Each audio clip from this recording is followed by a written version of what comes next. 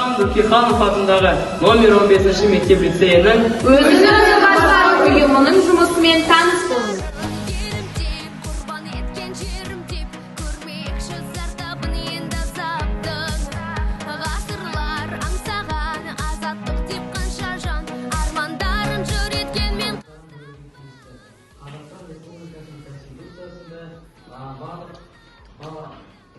баланың құқықтары жазылған.